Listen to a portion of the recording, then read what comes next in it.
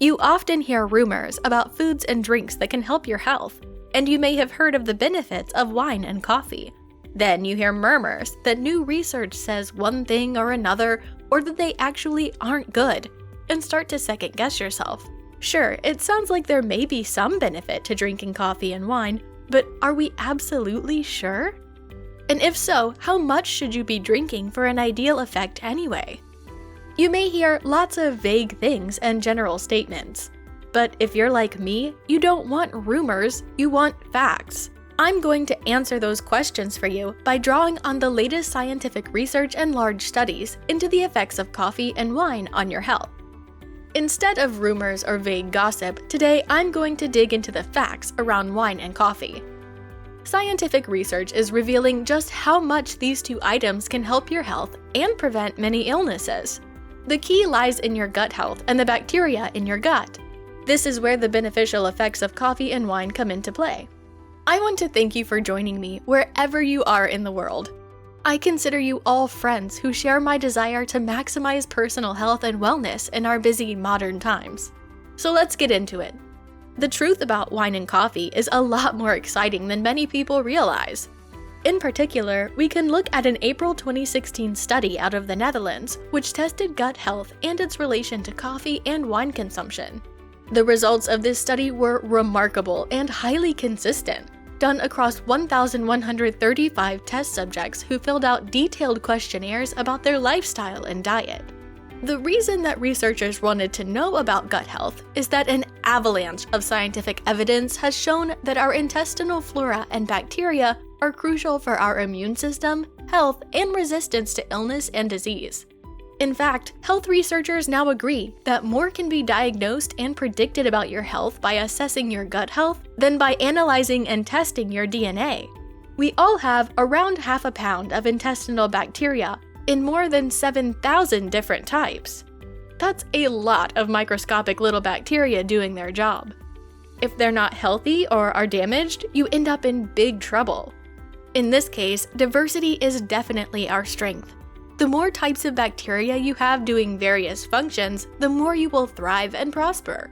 When the numbers or diversity goes down, your immunity plummets and you're subject to much worse dangers of catching an illness or suffering from diseases including cancer, heart disease, diabetes, multiple sclerosis, and worse. Your gut isn't only important for your physical health, it has a massive effect on your sense of well-being and your mood, especially bacteria which relate back to your brain's dopamine and serotonin neurotransmitters. When your gut bacteria are floundering and weak, you may feel depressed, anxious, irritable, and tired. Your gut flora also put out crucial enzymes that help keep your bones strong, like vitamin K2 and enzymes like myrosinase, which absorbs carcinogenic properties in many foods, including broccoli. When your gut flora stops working properly, your whole body and mind go into crisis mode. That's part of what makes this Dutch study so groundbreaking, because it shows consistent results across a large pool of people relating to gut health and the consumption of wine and coffee. It's been backed up by numerous other studies and information as well, which I'll get to in a bit here. But there's another reason this study was so good and why you should care about it. Past studies done on the effects of wine and coffee used only a couple dozen subjects. This study was much broader and more detailed. Another issue is that in the past, studies looking into gut health have got participants to send samples of their stool in the mail, delaying the delivery and bacterial measurements, and diluting values due to warm temperatures and more. In this study, participants froze stool samples immediately after going to the bathroom, ensuring bacterial measurements were actually up to the minute and accurate. The frozen stool was then transported as soon as possible to the laboratory in the Netherlands to undergo rigorous testing of the bacterial traces. Those participating in this gut health experiment were healthy and without any serious health issues or complications. This was done in order to find the effects of wine and coffee to look at the development of intestinal flora without bias or other factors. The results were remarkable, as I said. The study found that the more people eat healthy vegetables and fruits, the better their gut flora will be, and the less risk they have of developing many diseases. So far, this sounds predictable, right? We all know to eat our fruits and veggies. But the study also found that coffee and wine were super nutrients that boost your intestinal flora, hike up your natural immunity, and help prevent hundreds of serious diseases.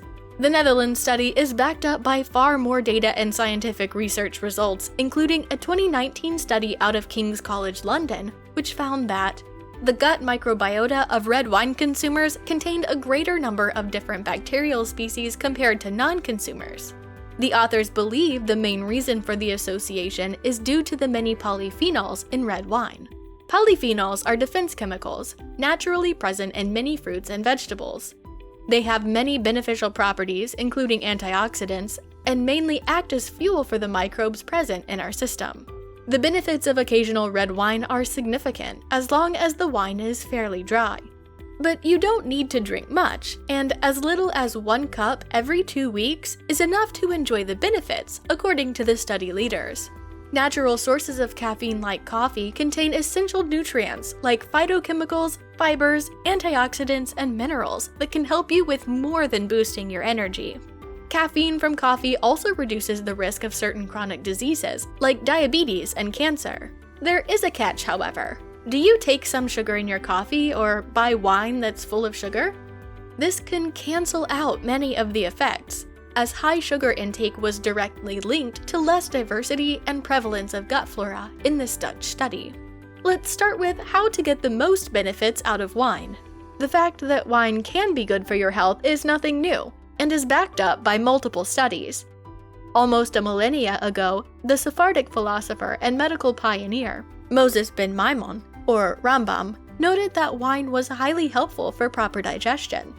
The Dutch study looked at wine drinkers versus non-wine drinkers, but I must say they did not separate out all other factors such as diet and vegetable intake. But the results are still remarkable and showed significantly better gut health in wine drinkers. It's key to remember that too much wine is not going to do anything beneficial for you. Here are the tips to drink wine so that you avoid many diseases and strengthen your immune system and health. It's better to drink dry wine rather than sweet wine. As I noted, high sugar leaches gut flora out and makes you weaker and less healthy. Don't exceed around 4 glasses of wine a week, or 400 milliliters per week. If you're over 40, that changes, and you can enjoy a glass of wine a day, so up to 700 milliliters per week. If you're pregnant or nursing, don't drink wine or alcohol, as it can harm the unborn baby. Now we get to coffee. Coffee is far better for you than many people realize, and drinking a moderate amount of it can vastly benefit your health. It boosts your gut's microbiome and flora in ways that are extremely helpful, including avoiding being overweight and developing diseases like cancer and heart disease. What's even better is that high-quality coffee actually helps kill the negative bacteria in your gut that can make you sick. This is backed up by numerous studies. Moderate coffee consumption may reduce the risk of chronic diseases such as metabolic syndrome, obesity, type 2 diabetes, cardiovascular disease, and some types of cancer. This comes according to Lisa Ganju, D.O., a gastroenterologist and clinical associate professor of medicine at NYU's Langone Health in New York City. Coffee isn't just for waking up in the morning, in other words. It has real health benefits, improving and increasing the trillions of bacteria, fungi, and healthy viruses that live in the digestive tract. A study published in July 2022 in the Annals of Internal Medicine, for example, found that coffee consumption was linked to a lower risk of non-cancer and cancer-related deaths. Another study, published in June 2021 in the journal BMC Public Health, looked at the coffee habits of nearly 500,000 people and found that drinking coffee significantly lowers the risk of chronic liver disease. Part of the reason coffee is so good is that it's a diuretic that helps us go pee and also go to the bathroom. This gets the gut moving and churns up bacteria, refreshing the gut and keeping it healthy and agile. Coffee also contains phytochemicals that are helpful to the gut and promote the growth of good bacteria. Some caveats here about how to get the benefits out of coffee. Drink drip coffee, not instant coffee. Instant coffee is full of preservatives and chemicals that are bad for you. Don't exceed 3 cups of coffee a day or 300 milligrams of caffeine.